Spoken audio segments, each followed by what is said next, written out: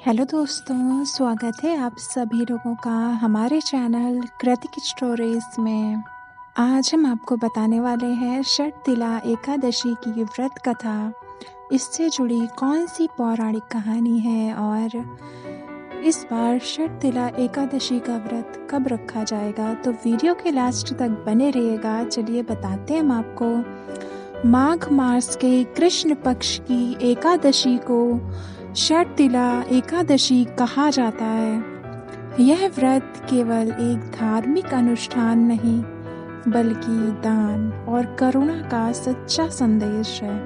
आज की इस कहानी में जानेंगे क्यों भगवान विष्णु ने एक ब्राह्मणी को सिखाया कि पूजन से अधिक महत्व दान का होता है, और क्यों इस एकादशी पर तिल के 6 प्रकार के प्रयोग करने का विधान है। साल 2026 में षटतिला एकादशी का व्रत 14 जनवरी को रखा जाएगा। यह व्रत माघ मास के कृष्ण पक्ष की एकादशी तिथि को मनाया जाता है। एकादशी तिथि 13 जनवरी की दोपहर से प्रारंभ होकर 14 जनवरी की शाम तक रहेगी। तो इस तरह से एकादशी का व्रत 14 जनवरी को रखा जाएगा। पौराणिक मान्यताओं के अनुसार इस एकादशी का व्रत करने से मनुष्य के सारे पाप धुल जाते हैं, दरिद्रता दूर होती है और आत्मा को शुद्धि प्राप्त होती है। षटतिला शब्द बना है षट यानी 6 और तिल यानी तिल के दानों से। तिल का उपयोग 6 प्रकार से किया जाता है: स्नान में, उपटन में, जल में, यज्ञ में, भोजन में और दान में। इन्हीं 6 उपायों से मनुष्य के जीवन में सुख समृद्धि आती है। इसी से जुड़ी कथा है एक ब्राह्मणी की, तो चलिए वो जानते हैं। बहुत समय पहले एक पुण्यशील ब्राह्मणी थी। वह प्रतिदिन भगवान की उपासना करती, व्रत रखती, तपस्या करती, परंतु उसने कभी किसी भूखे को अन्न नहीं दिया। उसका मन बहुत सात्विक था, परंतु हृदय में करुणा की कमी थी। वह सोचती थी, मैं तो पूजा पाठ करती हूँ, फिर दान देने की क्या आवश्यकता है। एक दिन भगवान विष्णु ने उसकी परीक्षा लेने का निश्चय किया। वे एक भिखारी के रूप में ब्राह्मणी के घर पहुँचे। उन्होंने विनम्र स्वर में कहा, माँ, मुझे बहुत भूख लगी है, कुछ भोजन दे दो।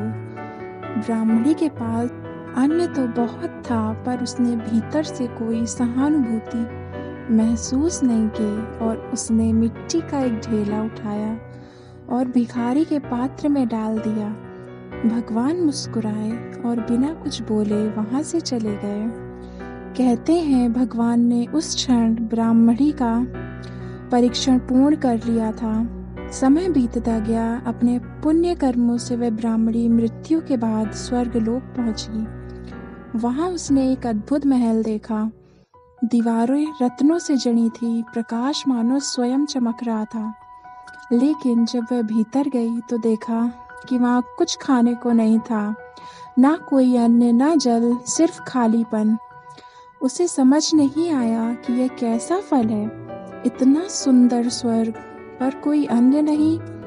तब भगवान विष्णु उसके सामने प्रकट हुए। उन्होंने कहा, हे ब्राह्मणी, तुमने पूजा तो बहुत की, व्रत भी रखे, परंतु कभी किसी भूखे को अन्न नहीं दिया। इसलिए तुम्हारे महल में सौंदर्य तो है, पर अन्न नहीं। इससे आगे की कहानी हम जानेंगे, लेकिन अगर अभी तक आपने हमारे चैनल को सब्सक्राइब नहीं किया तो प्लीज़ सब्सक्राइब कर लीजिए, ताकि आप ऐसी ही कहानी आगे भी सुन सकें। तो चलिए जानते हैं आगे क्या हुआ। ब्राह्मणी रो पड़ी और बोली, प्रभु, मेरी गलती क्षमा करें, मुझे मार्ग दिखाइए। भगवान विष्णु ने कहा, हे सुबगे, जब पृथ्वी पर माघ मास आए तब कृष्ण पक्ष की एकादशी को षटतिला एकादशी का व्रत करो। उस दिन तिल से स्नान करना, तिल का उपटन लगाना, तिल का हवन करना, तिल का भोजन बनाना, तिल से यज्ञ करना और तिल का दान देना। इन 6 उपायों से तुम्हारे जीवन में अन्न की कभी कमी नहीं रहेगी। ब्राह्मणी ने वैसा ही किया। जब उसने इस व्रत का पालन किया तो उसके महल में अन्न, धन और समृद्धि का अंबार लग गया।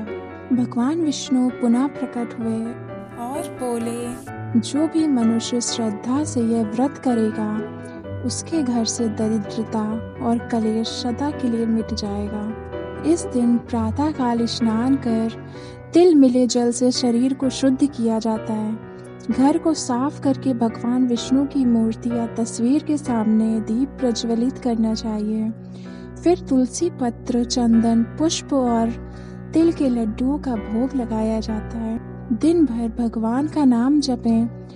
यदि संभव हो तो निर्जला या फलाहार व्रत रखें। रात को जागरण करें और अगले दिन प्रातः पारण के समय दान दें, खासकर तिल, अन्न, वस्त्र या दक्षिणा। याद रखिए, इस दिन केवल पूजा नहीं बल्कि दान और करुणा ही सच्चा धर्म है। तो दोस्तों, शर्तिला एकादशी हमें यह सिखाती है कि सिर्फ उपासना से नहीं बल्कि साझा करने से, बांटने से, दान देने से ईश्वर की कृपा मिलती है। भोजन, जल और प्रेम जब बांटते हैं तभी जीवन का अर्थ मिलता है। तो ये थी शर्तिला एकादशी की व्रत कथा। अगर आपको कहानी अच्छी लगी हो तो प्लीज़ वीडियो को लाइक और शेयर कीजिए फैमिली और अपने फ्रेंड्स के साथ। चैनल को सब्सक्राइब करके जुड़ जाइए हमारे साथ ताकि आप ऐसी अच्छी कहानी आगे भी सुन सकें। आपसे फिर मिलते हैं नेक्स्ट वीडियो में। तब तक के लिए धन्यवाद। जय हिंद, हर हर महादेव।